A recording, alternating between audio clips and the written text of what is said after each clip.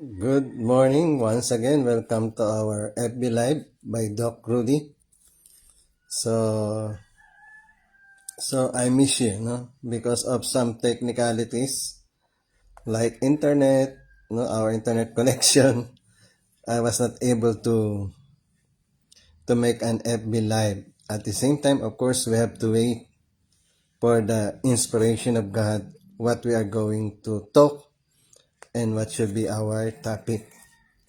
So for today, it's a quiet, cool morning. No, it's quiet. So my topic is Lord, heal our land. Lord, heal our land. And I think this is very timely. No, not only our land, but of course we need to heal our world. So what are those healing that we are asking from God? No, what are those healing that we are asking from God? First and foremost, the healing from sin. Sin was the culprits, no, the root cause of our suffering. The sin is the root cause of our suffering, especially disunity, no, sexual immorality, unnatural lust, selfishness, and so many kinds of unrighteousness. So therefore, because of that, we were not able to really to hear the words of God. Although we have our conscience, but our conscience was dragged down because of so many problems and so many things that occur in our environment. So we need to make a godly environment. Once we were able to make a godly environment, is then that will be the starting point where we can receive the instruction of God, no, the inspiration of God, but most especially the presence of God. That is what we are waiting for. That I think every one of us are looking forward. That somehow, in some way or another, we could really experience the presence of God in a natural way, just like Adam and Eve in the Garden of Eden. So in the Garden of Eden, Adam and Eve were experiencing the presence of God.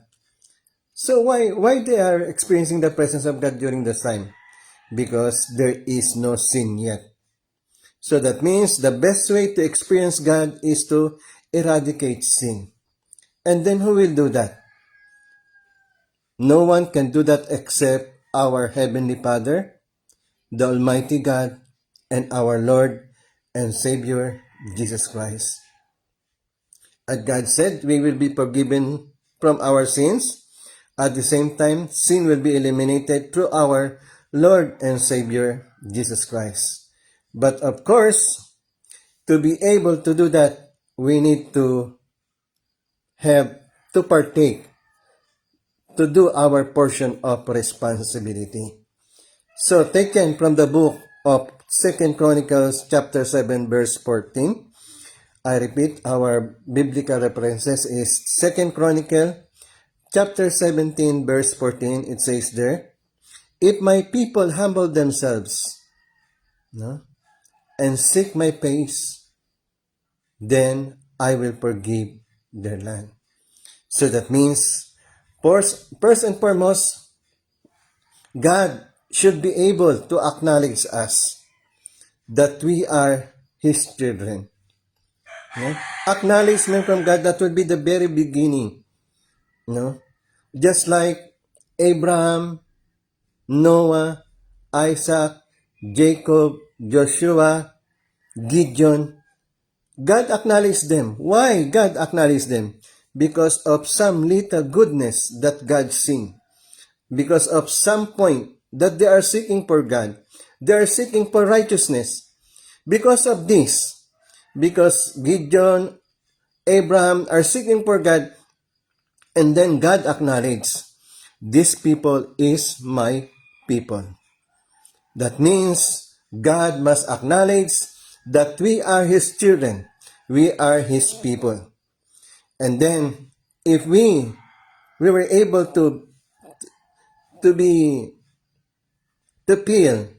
that we are acknowledged by God, and that's the time that we should humble ourselves to God. How can we humble ourselves to God? That means we need to acknowledge that there is God. We need to acknowledge that there is God, and then we need to repent. We need to repent.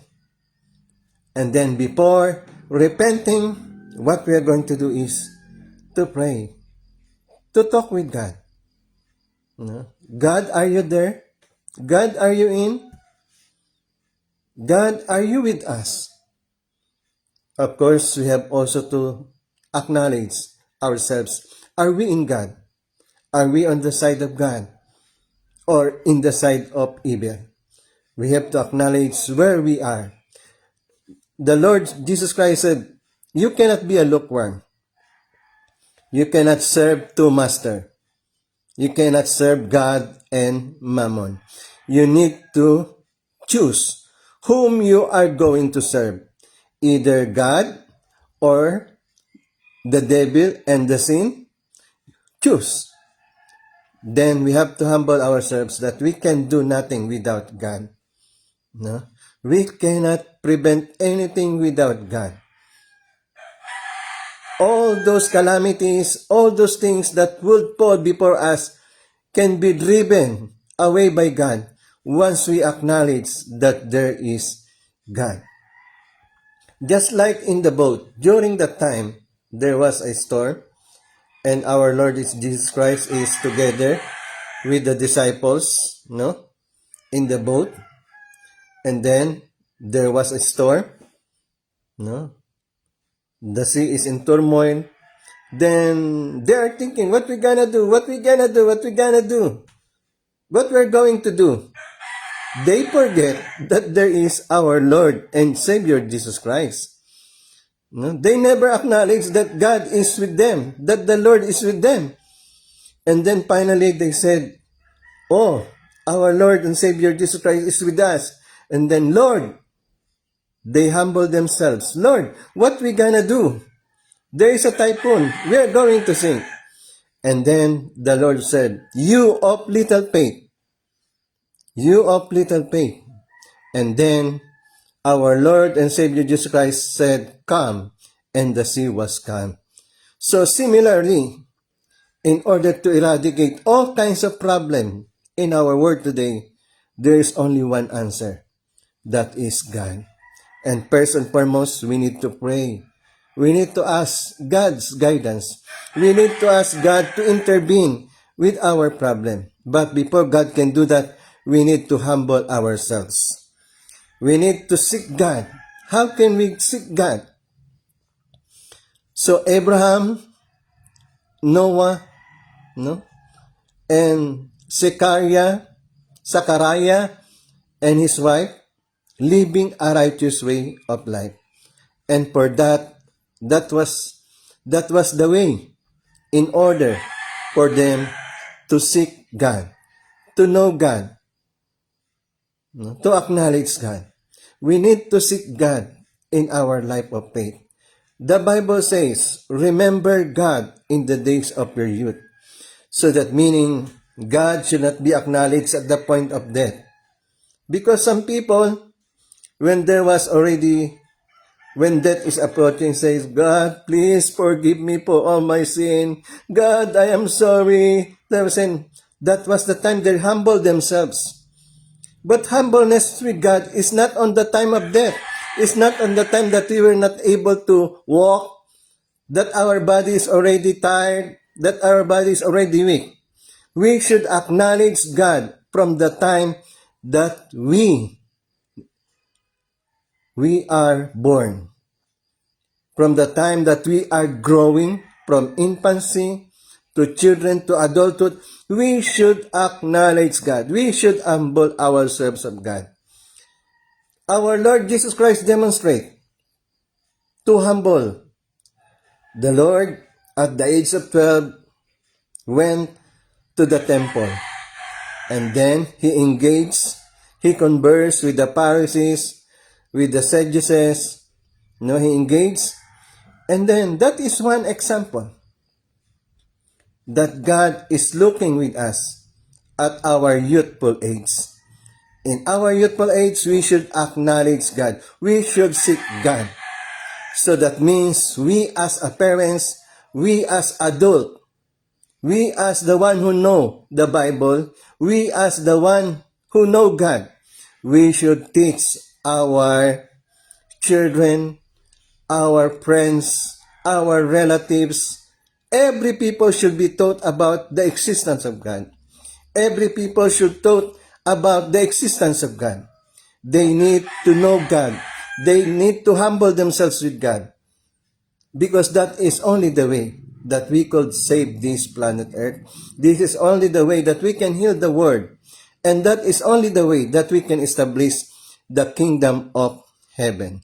The way to go to heaven is to establish the kingdom of heaven. The way to go to heaven is to establish the kingdom of heaven on earth. And that would start from us. And then, one thing more, we have to acknowledge that we are sinful. That we sin against God. We sin against God. And then, we ask His forgiveness. It says that God is willing to forgive us from our sin. But the course that we are going to take is we need to repent. We need to seek God. We need to repent. And then the forgiveness of our sins will come about.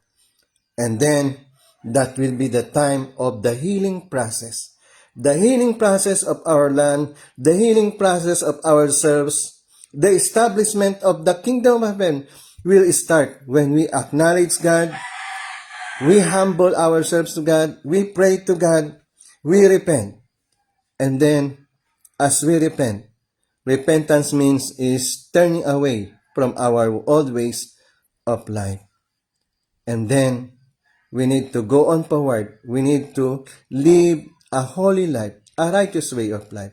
And that is only the way that we can heal our land. And it starts that we should acknowledge that there is God. We need to pray. We need to repent. We need to humble ourselves to God. The theme of my every life is our responsibility to God. I think since 2,000 years ago, 2,025 years ago, God has already done His part. He sent His beloved Son to forgive us from our sins. He provides us all our needs. He gave us all the provision that we are looking for, although we are not asking. Although we are not asking, but God continued to bless us with His provision. And then one thing is lacking. The lacking is our portion of responsibility to fulfill it. In the name of God, we need to humble ourselves to God and then let God rule our life. Once God rule our life, then we can establish the kingdom of heaven. So that means the hope of this nation is not somebody, is not politician, it is not the president, but it is God. That means the president, the senators, the congressman must acknowledge that there is God and must lead the people to become the servant of democracy, to become the servant of justice, to be the servant of equality. That means they must acknowledge God. They have to fear God. They must implement what is God's will. Living for the sake of others, loving God with all their heart, and provide all the needs of the people. And that would start. The hope of this nation, the hope of the world is only our Lord and Savior Jesus Christ and our Heavenly Father. Without God, without the Lord Jesus Christ, we cannot establish the kingdom of heaven. But it must start within us. It must start within us. We should place our hope to God. We should place our hope to our Heavenly Father. We should place our hope to our Lord and Savior Jesus Christ. Because there are the Heavenly Father, the Lord Jesus Christ is the hope of this nation, the one who will heal our nation.